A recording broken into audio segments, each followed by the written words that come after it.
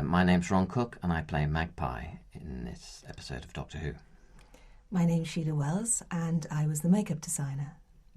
And my name's Louise Page, and I was the costume designer.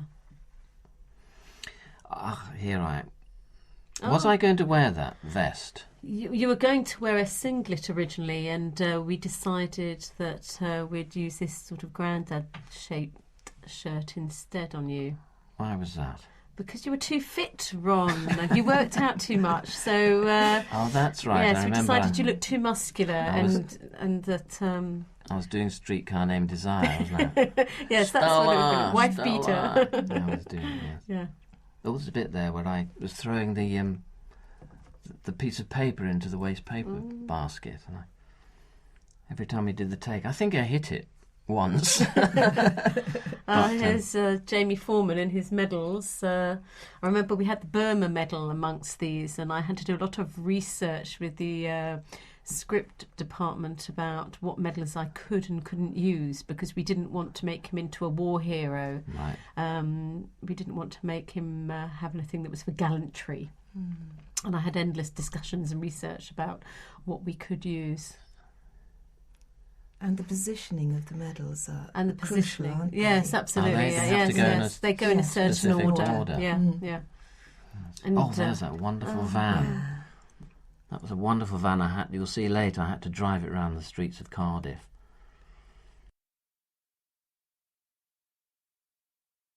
Oh, here we go. They've stripped down a bit.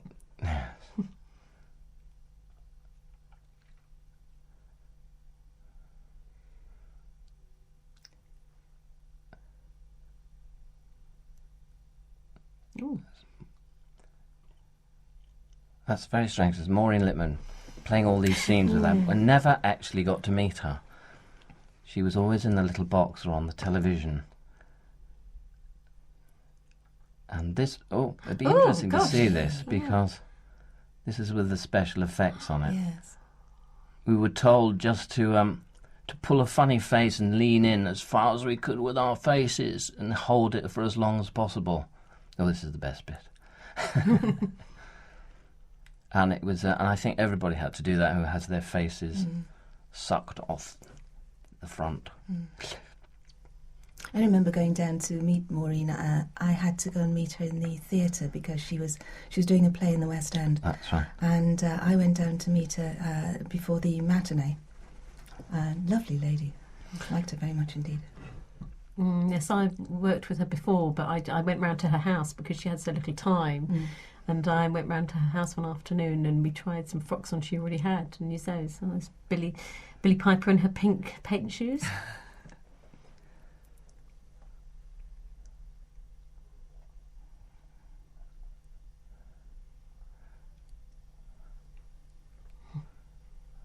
I like his suit. Is that the one? Where does the suit come from? We made the suit. I designed the suit and we made that. And then you just... Now, I had a problem with this Vespa. I think it's a bit out of time. I think Vespas came a little later. Yes, they did, but then also we weren't that accurate with what Billy and David were wearing anyway for this, so they were out of time because they thought they were landing in a different time. But, that's right, they thought they were landing in the late 50s. I'm thrilled with that shot blowing away. I had visions of that dress getting tangled up into the motorbike and ending up in a real mess with oil all over it.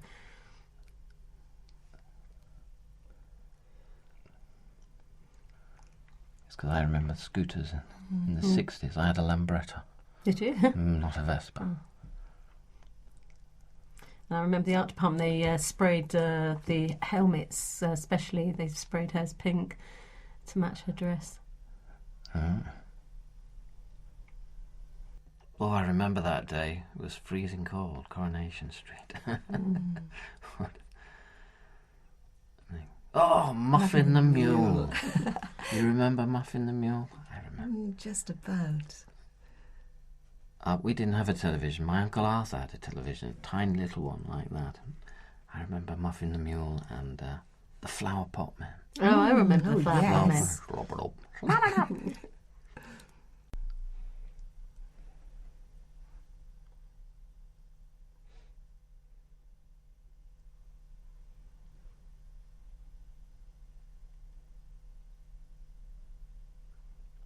doctors were watching this because they just seen something else I hadn't seen before. Oh, they are with your This is brown coat on. Yes, it was a choice between a grey coat and a brown coat. It was, wasn't it? We decided in the end to go for the brown, to do the traditional route. Well, I think the grey one looked like an overcoat. It didn't did, yeah. Much more.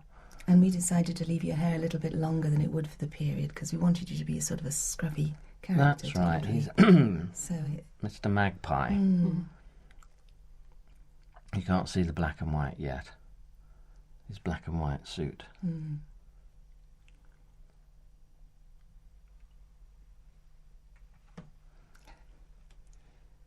I remember it was quite cold that day, wasn't it? I was just about to say the same thing. It was really cold. It was really cold. Yeah. Every time they cut, they was dash up with big coats. And things. Yes, we had to make sure nobody had pink noses and blue fingers and that sort of thing. I had little hand warmers. I remember stuffing some in the ends of my shoes to keep my toes warm. Yeah. It always amazes me when you have scenes like this. Sometimes people take for granted they got the whole street there, and there are hardly any cars at all. That's how it was. And there. Also, to remember how busy it was with the amount of crowd that turned up during the day, the amount of local people that were coming and watching, and as the days went on, it got busier and busier. No, this was my favourite car. I loved this car. That's the yes, I remember. No hiding place. Remember, no hiding place. I think these vans are parked across there because there's something there they couldn't get rid of at the back, so you had to block it off so you couldn't see. Sorry, the owner of the No, car. I asked the owner of that beautiful car whether I could buy it, but he was strangely reluctant to let me have it, which was a shame.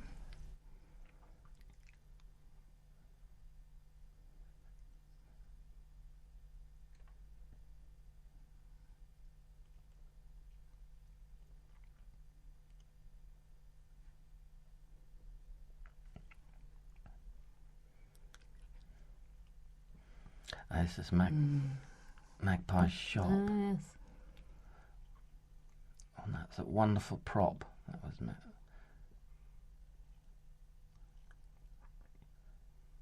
It was very strange actually with Maureen and her not being there, and you seeing her on the. In the end, I used to try and make people laugh with the box because I used to do a ventriloquist act with the box. So you'd have Maureen saying, "Help me!" "Shut up, Maureen." I'd say, "Help me! I'm in the box."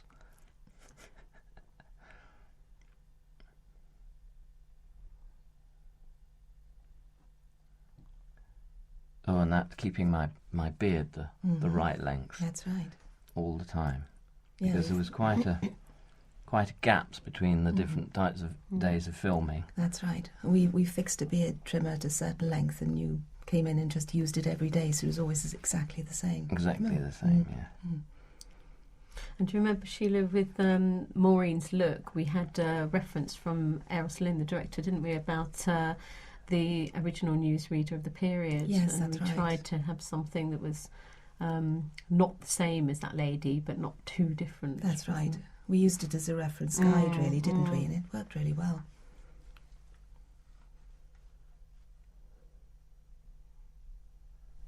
Were you there on the day that we shot all of Maureen's stuff? No, you weren't, I were couldn't you? because, of course, we shot that stuff weeks before we got to the episode because of the availability of Maureen and having the footage ready in time, which is why I'd had to go to her house and fit her so quickly. And she actually wore, very kindly, one of her own dresses from one of the shows from years ago that she did. Oh, that's her own dress? Yes, I had to do something for that, and it was lovely. It worked beautifully, actually. I couldn't believe it when they said, "Who's playing the monster?" And they said, "Maureen Lipman." Very strange. Very strange casting.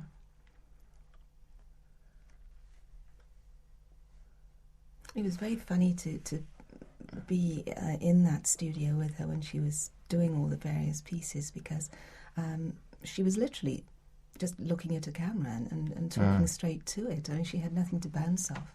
and she was absolutely wonderful. It was really entertaining, and sometimes it was really difficult to sort of stifle the laughter. I spoke to her a couple of days later, and she said to me she was so exhausted at the end of that day because it was so intense, and you don't have anybody to work with. Was that the house there? Was that shot in that actual house, or was it a studio? No, the interior is a studio. Interior. That was the studio. Yes, it was just the front door entrance that we used for the real house. I remember all that. It's wonderfully set, isn't it? And I remember Ed Thomas, the production designer, said to me all the wallpaper they bought was original, and some of it was very expensive. It's all, I think some of it was like £100 a roll or something. It was, well, it's very de rigueur now. It is. There's a shop near me, and it sells all this stuff for a fortune. It was great because they gave me some colour samples of the wallpapers they were thinking of using. So when I was trying to do the costumes, we tried to keep the same colour palette so that I knew that we wouldn't have... You restrict the palette on it? Well, we did sort of restrict the palette a bit, and also we... I didn't want the actors to merge into the wallpaper really too much.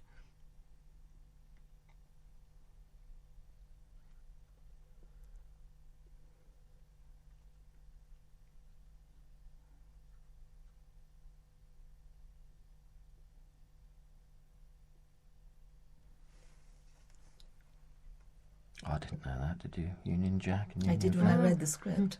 That was the first time I knew.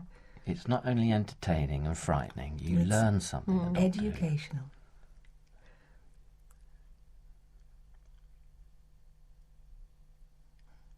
It's quite interesting because I first met David Tennant and Deborah Gillette, who plays the mother, doing a Maxim Gorky play at the Albury Theatre. How long ago? Quite some time ago. Gosh. So it was a mini reunion. Yes, they were both. I've worked with David a few times, actually. Casanova, too, with Russell T Davies as well. He did that. That's Deborah. Great face.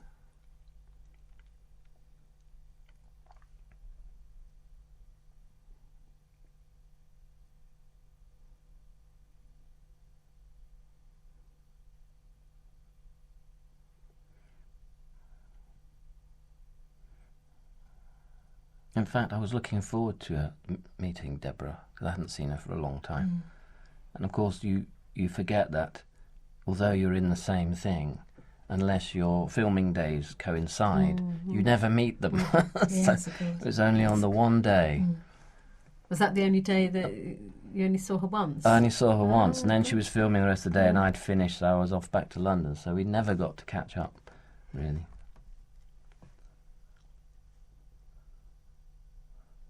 Rory Jennings, who plays the son, he looks so young there, and he's meant to be, isn't he, 16 in the script, but he's just actually, how old, 23, 24, I think, He is, isn't he? Extraordinary. Yeah. He's got a great face, and we had his hair cut. Yes, he looked much younger when he had his hair cut. When he came to the fitting and his hair was long. Is that what you do? Have your hair cut? Well, you want to look younger? You should you try can try, that. Ron. Well, this is a bit I'm waiting to see. Me too. It's the scary bit. This is Margaret John as the Gran, isn't it? This is where you grab the sofa, isn't it? Ooh. Now, how did they do that? They were very, very clever.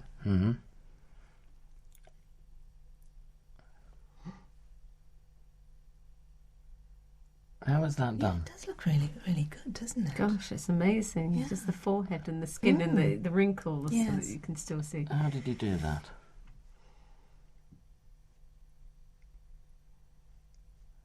That was the thing that scared me most, the fact that you couldn't feed the people. Right. Did they have Who were something like over the that. front of their face or something? No, that was a CG effect, wasn't it? Right. We did put masks on some of the other people. We'll see Right. them later on. I'll tell you when we get to Right. those.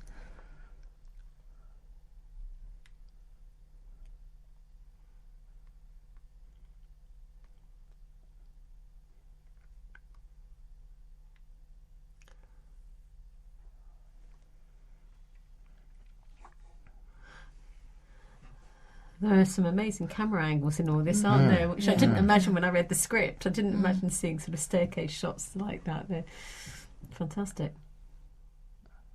Mm.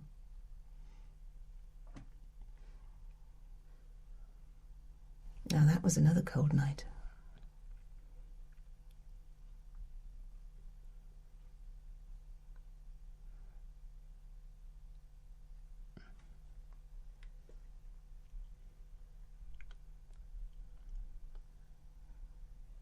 Magpie. I think it was wonderful. Mark Gatiss writing that, and using that name, Magpie.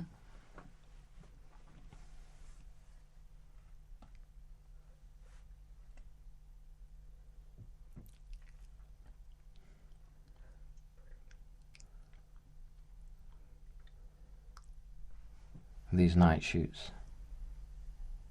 It's very odd night shoots. They really upset you. It's like being jet lagged, Yeah, isn't it? That's right. Yes, you come into work at something like 5 in the afternoon and they say, "Oh, it's time for breakfast."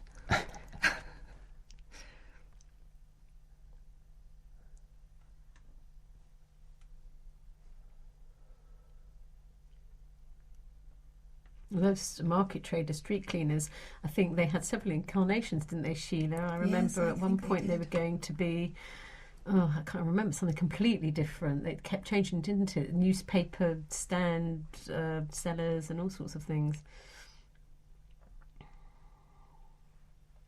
Yes, it was a vendor and a man in a bowler hat. Yes, a When we man in a started bowler out. hat originally was That's going right. to Oh, be. I remember the Yeah. script. Yes, Yes, yes, the they man kept changing. buying Yes. a paper or something. Yeah. Repeatedly.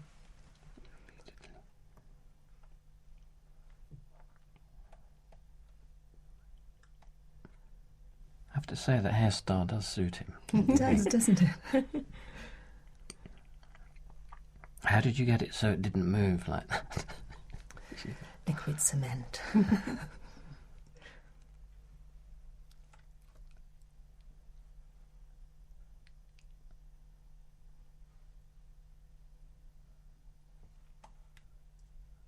It's like Morrissey there. He does a bit, doesn't he?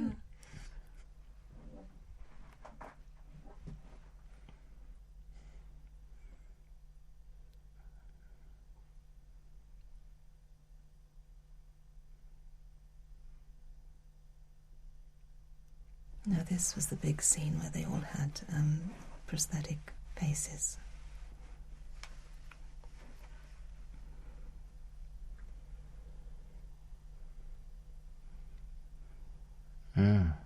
How long did they have to have those on for?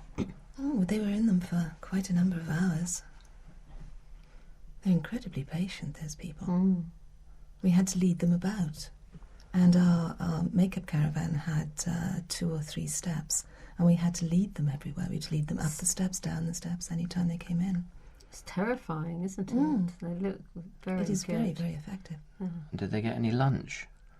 We couldn't feed them. They had to eat before they got into the faces. They could breathe.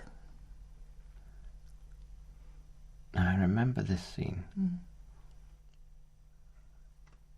Because when I got to my caravan, there was a new script. And they'd rewritten this scene entirely. Yes, there's always a bit of a shock there. It was a bit of a shock. And while I was filming, because I'd filmed the beginning before this, and during little breaks I was having to learn this whole scene.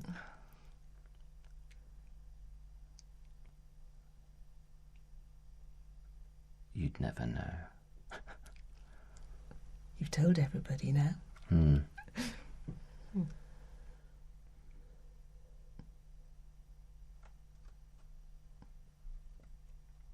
now there's his black and white suit. Yes, do you remember, Ron? We tried about 3 suits, didn't we? And We this was did. the third. One of them was a bit too banker-like, wasn't Yes, it? You he looked looked- terribly smart. Terribly smart, Yes. yes. And we had lots of different bow ties as well, didn't we? Yeah, we tried a few bow ties and we liked this. It was actually purple and black and grey, wasn't it? And Yeah. it was slightly sad. We liked it because it was very battered. And I remember saying to Russell at the original Tone meeting that it would be nice if it was a 3-piece suit because of the sort of the magpie reference and having a black breast. Yes. And that was sort of where that came from.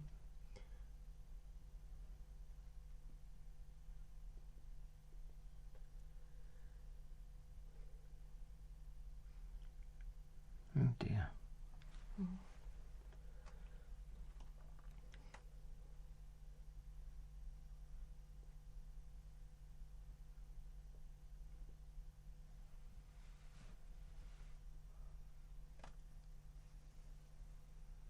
Oh, it's very strange watching yourself on television.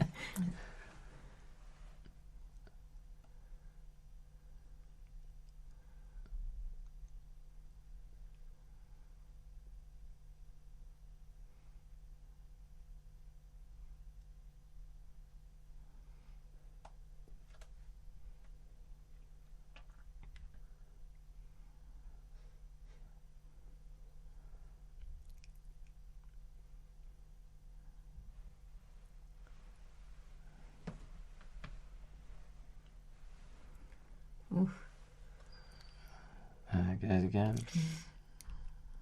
That was exhausting to have to do that. You have to push your face out, and hold it and hold it and hold it. Dave, the special effects man, was saying, keep it like that.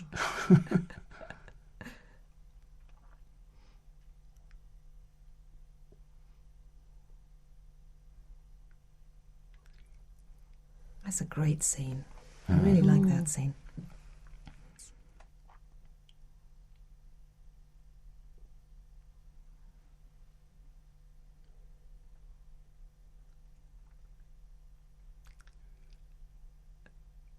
Was this in the studio, or was it this? Remember?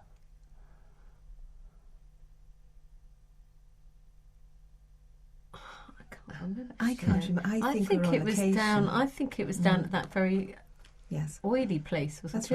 right, yes. Possibly.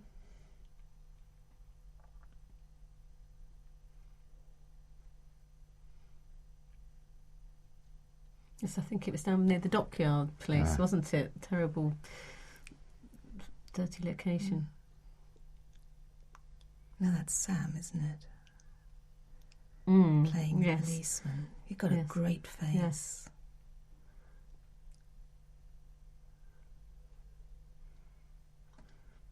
It's very interesting seeing all these scenes that you didn't do. You didn't see, yeah. And when you're doing it, it's very important that Euros Lynn, the director, he's the one in charge of it all, because you don't know where to pitch it. So you're not quite sure what the style of it is. So he gives you the level to go Gives in you at, the level, yes.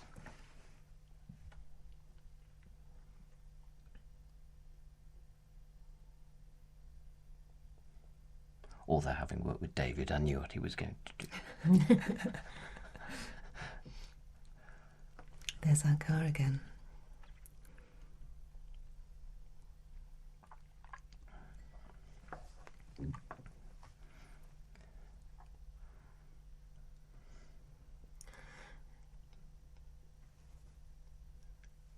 That's a very film noir shot, isn't it? Yes, Rory, the DOP, wanted a Hopper feel. He said he said he wanted it to be like a Hopper painting. Not Dennis Hopper, then. No, not Dennis Hopper. No, That'd be a completely Edward different Hopper. feel. Yes. Edward Hopper. Yes. Did you see the exhibition? No, I didn't. And it was I didn't. art was wonderful. Yes, at the Tate Modern. No, I didn't get to see that Wonderful either. exhibition.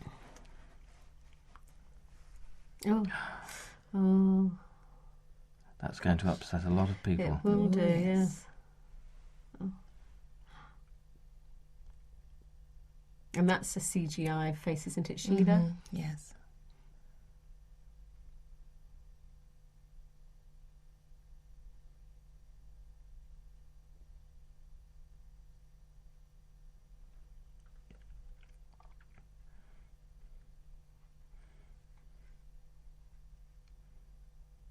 Do you think I'll be safe going into supermarkets and things when this comes out? Yes, I don't think you're a bad person. Having done that to right? Billy Piper. Well, it's not Magpie's fault. No, is It isn't Maureen Magpie's fault. Lipman. No. I think Magpie's a victim, really, isn't he? Yes, it wouldn't have been your choice, would it, Ron? No. Oh, his Auntie Betty coming to the Jean Coronation Chalice, Day yes. party, yes. Jean Chalice, yes. yeah. I think children will be terrified of Jamie Foreman as a father figure, won't they? They'll all be sitting at home thanking their lucky stars that he's not their father. Coronation. Now, I can't remember the coronation. I was around. I was quite small. Of course, it was actually raining on Coronation Day, and I haven't used too many raincoats because it would look very dull if we'd had the whole sort of load of people running around in raincoats, really. It wouldn't have been very jolly. But it was only raining in some parts. Yes, It wasn't raining yes. right across the country. No, but I we're know, meant to be in the East End, aren't we, in yeah. this, actually? Oh, no, we're meant to be No, near this Muswell is- Hill, in fact. This is North London. Yes, yeah. North London. I've got a coronation mug. Oh, well, Have there you you? go. Still Yes. got it? Hmm? You still got it? I've still got Uh-huh. it, yes. Is it chipped? Is it It's got a pristine? little crack in it, Ah. so it wouldn't go on. I can't put it on Antiques Roadshow, I don't think. Where's Auntie Betty's dog? Because she did come in with a dog, didn't she? She's wearing it around her neck. Well, no, I remember they wanted to know what colour her fur collar was going to be. Oh, there's the Oh, dog, there's the because they dog. didn't want the dog to merge into her coat.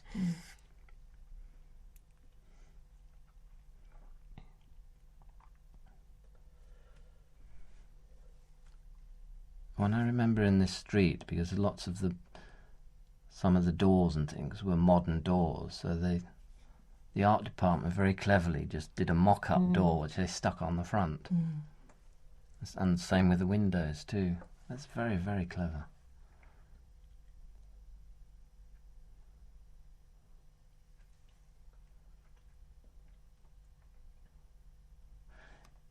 Was that Jamie Foreman's?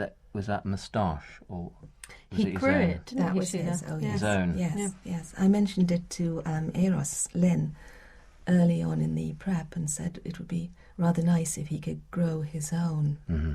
And Eros went away and had a think about it and talked to Phil Collison and Russell. And they decided, yes, it might be worth it. So Jamie said he'd grow it, and then on the day before he was due to shoot, he'd come down early to the unit, and we'd have a look and decide whether we actually wanted to keep it or not. So it could have gone after all that work from him, but no, we got the thumbs up, and he wore it for the whole of the show. He's also a real man of the period. He loves 50s. He's obsessed with 50s and Is he? loves it, and he loves wearing the costumes of the 50s. So he was in his element, really, wearing all the different suits and things. And he was very knowledgeable about his medals, wasn't he? Yes, and also he had an original 50s watch which he wanted to wear as well, which his wife had bought him for Christmas, and so he wore that.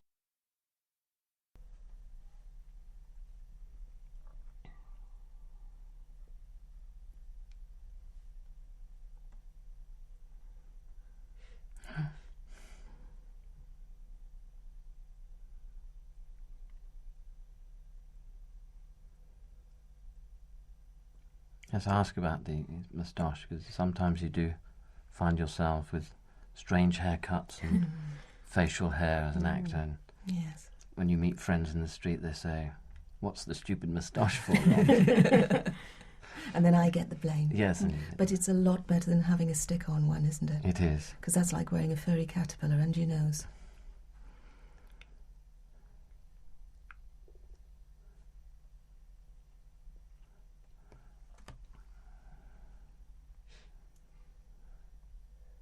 There's the false windows and false door you can see there. Very clever.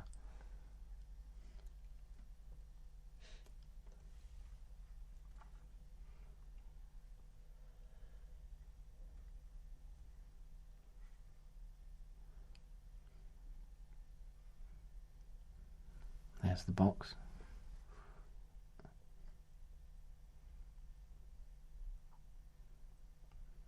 That was a wonderful prop they made. It had a little screen in it, and they Yes. would turn it on, and you'd see Maureen Lipman in a little screen. Was Bakelite the early plastic? Yeah. It was, Yes. it was Yeah. a different Yeah, thing, but yeah. it was...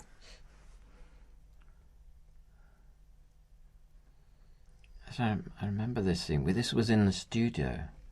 It looks very like the shop that we were in. This was in the studio, and I remember all these televisions That's right. They were banked up, weren't they? Yes. And behind the flat there was someone, and there was stacks and stacks of DVD players because each of those televisions had its own little DVD, which was being played onto it. So there were hundreds of wires all coming into this little. Yes.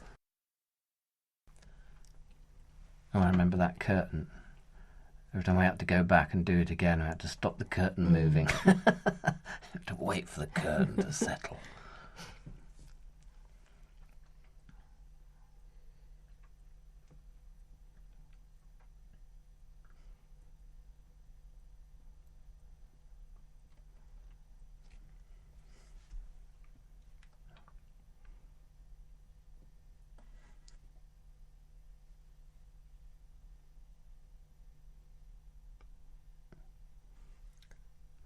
It is marvellous to think she did this weeks and weeks before. Oh, look, and it's gone into colour. Just gone into colour. Yes. Ah.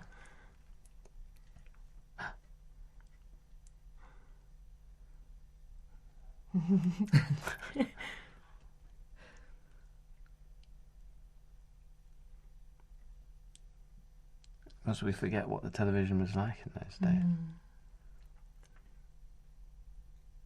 I think there were endless conversations, weren't there, Sheelagh, about them doing the colour television thing and whether we'd do it and for how long. Yes, because makeup for black and white television at that point was very heavy. It was almost like a stage makeup. Really? Was it Yeah. makeup especially for black and white? Yes. Oh, gosh. Yes, it looked slightly bizarre if you saw that makeup in colour. So we had to hit a middle line for the moments where she went into colour.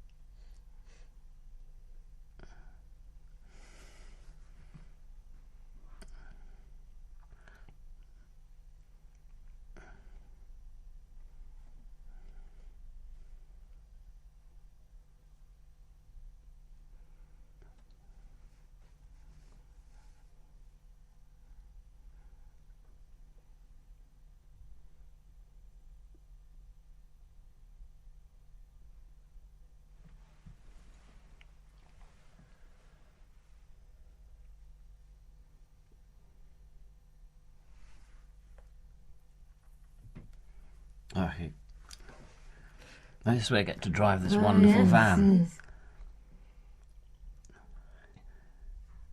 And drive it around the streets of Cardiff, and it would stall halfway round. And luckily I was going downhill, so I just let the clutch out, and it would burst into life again.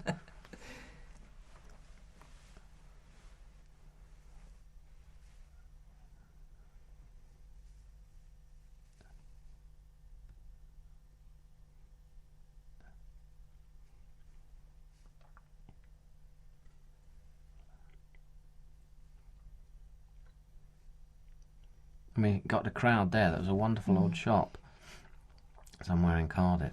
Look at that wonderful glass work on it. There's quite a crowd over the other side of the street watching all this. Wasn't there a school? Wasn't And a there a school. headmaster and a whole load of school kids that came that day Yes. to come down and watch? Now that's CGI of Alexandra Palace because it's actually in Cardiff. And with this, me driving, Oh, Oh, There we go. hooray, hooray. crunching the gears. The man who owned the van, wincing as I crunched through the gears because there's no synchromesh on it.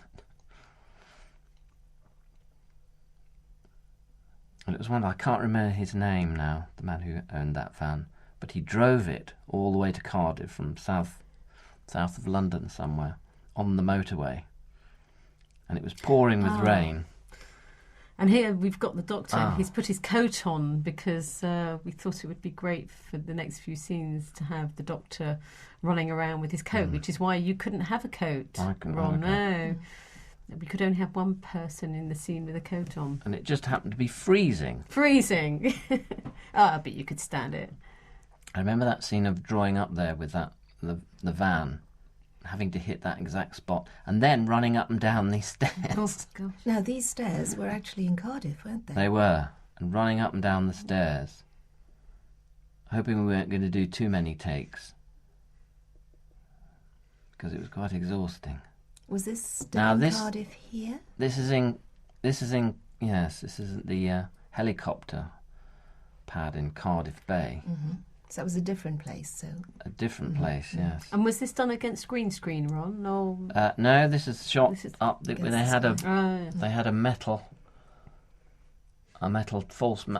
tower which I was climbing up, and it was freezing cold that day, and I was stuck up this mast, holding onto the metal, which was also freezing. Then, when they decided to do it, we had a wind machine. They started a big wind machine going with a huge propeller, which upped the chill factor by 10 straight away. And the next day, both David and I had huge bruises on our arms, where we've been holding on to this metal. It's a glamour that gets you, isn't it? I know, yes, it's a glamorous life. And numb fingers. Here he goes. Oh, and this wire, yes, he had to...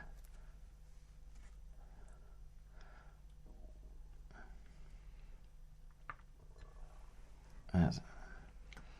It wasn't that high, but it was I had crash mats underneath in case Roughly I fell off. Roughly how high was it? I was up about 20 feet, I think. Well, there were two bits. This is the top bit. And the reason I wanted the doctor, of course, to have the coat on was so that it would flap in the wind. Yes.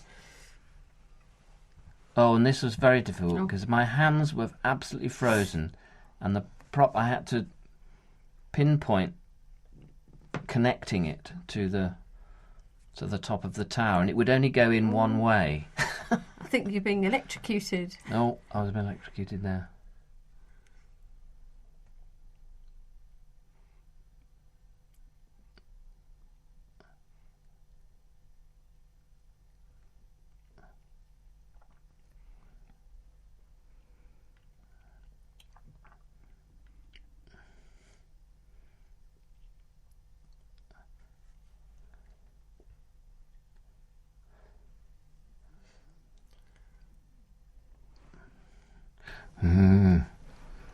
Oh, that's it, David hanging off.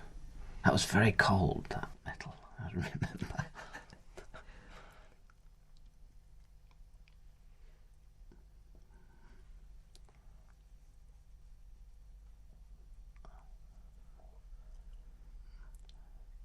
And we put that bit in, actually, because...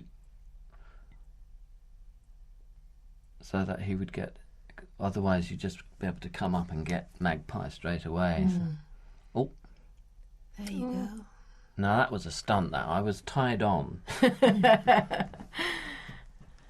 Tied on to the... but I had to trust it that it would hold. They just said, just let go and fall backwards. I could just see me landing on the helipad with a huge thump. Because there's one bit where I think it's this bit, we were up the tower and we couldn't have crash mats on the bottom. We had green screen at the bottom of the tower, so if we did fall off then we'd hit the ground and not the crash mat. I was quite pleased that you didn't have a stunt double, because we would have been so much more restricted to the costume that we picked.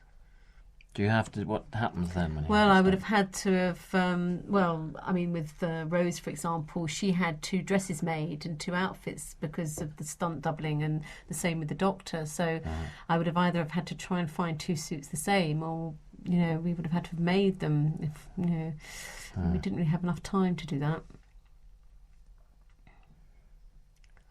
It's all very interesting working with special effects, because while you're doing this, you have to imagine in your head what's happening, because all this all that stuff is not actually happening, and you have to I remember doing some with a big monster once. I didn't even know what the monster looked like. You just have to look up at the green screen.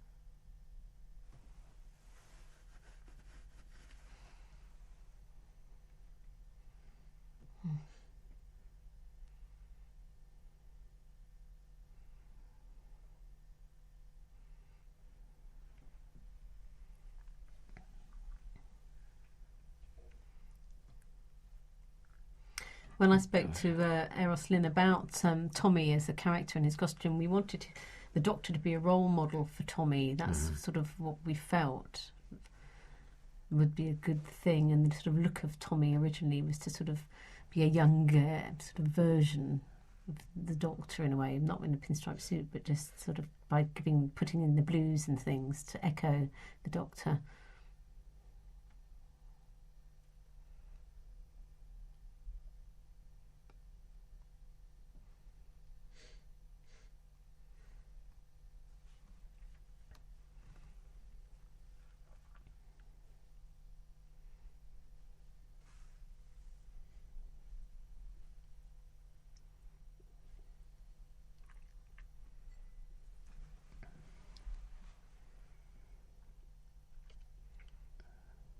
And there's a street party. Mm. You wouldn't think of having a street party these days, would you? I You remember couldn't follow traffic. It's true. It looks very sunny there, actually, doesn't it? It was quite chilly, I remember. I remember all my girls having to put coats on everybody between every shot. It was freezing cold. I remember when we were getting our reference work together for this episode, I found all sorts of photographs of that day of actual street parties. Do you remember? Oh, that's right, Sheelagh. You had a Yes. picture of your mother, didn't you, I did. at a street party Yes, and with that's you right. on her lap? Well, that's what she said, but Yeah. I think she changed her mind now. Oh, I did think it was she? somebody Yeah. else's child. She's I don't know, backtracked. so I don't really know. Yes. That brooch that Rose is wearing, I bought and showed it to Billy, and she went, "Oh, I've got one just like that." So that was quite handy that she liked it.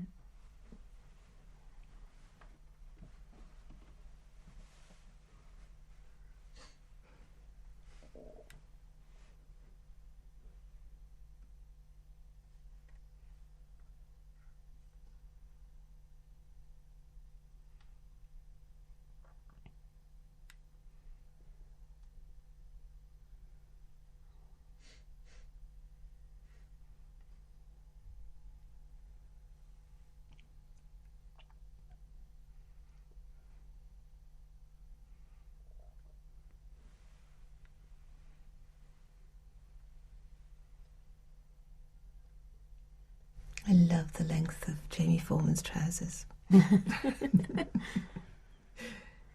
It's amazing to watch something and whether it's what you imagine it to be or not, really. And the effects are so amazing, aren't they? I never imagined it to look like that. So it's extraordinary.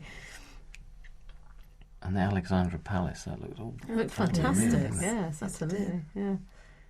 It's strange to see it all in front of you, all the bits and pieces are put in together, and you're so busy looking to try and see Yes, every single yes. part of the screen.